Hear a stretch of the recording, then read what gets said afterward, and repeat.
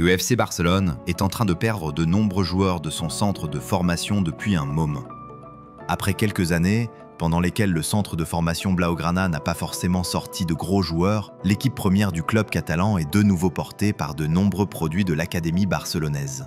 Lamine Yamal, Marc Casado, Gavi, Fermín López, Pau Cubarsí ou Alejandro Balde pour n'en citer que quelques-uns.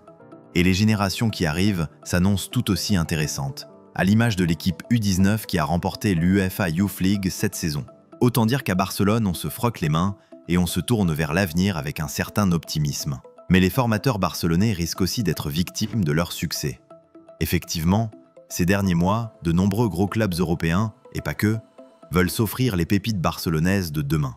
Il faut dire que le Barça est rarement en position de force dans ces dossiers, puisque le club a pour politique interne de ne pas offrir des salaires ni des avantages démesurés à ses plus jeunes joueurs, sauf exception évidente comme Lamine Yamal. D'autres clubs peuvent donc convaincre ces jeunes relativement facilement avec des émoluments relativement élevés, et la promesse d'une place en équipe première assez rapidement. L'été dernier, Marc Guiu avait par exemple décidé de s'envoler pour Chelsea.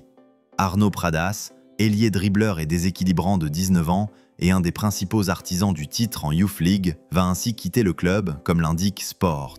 Son destin n'est pas encore connu, mais il a de nombreuses propositions en Europe, et il a déjà fait savoir au Barça qu'il ne prolongerait pas son contrat qui expire en fin de mois.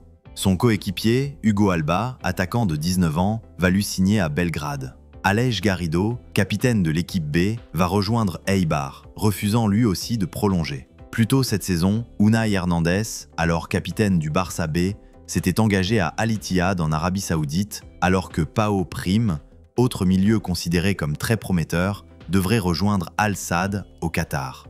Un problème ennuyeux sur le plan sportif, un joueur comme Marc Guiu aurait sûrement eu quelques opportunités cette saison, mais pas que. Il est évident que tous ces joueurs n'auraient pas forcément eu une place en équipe première sur la durée.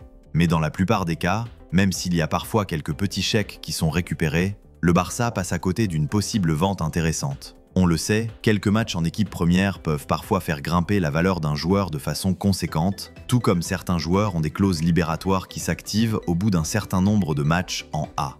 Mais ce qui est sûr, c'est que la direction du club catalan, convaincue que les tout meilleurs espoirs feront le choix de rester malgré le volet financier, ne veut pas revoir sa politique de contrat avec les jeunes.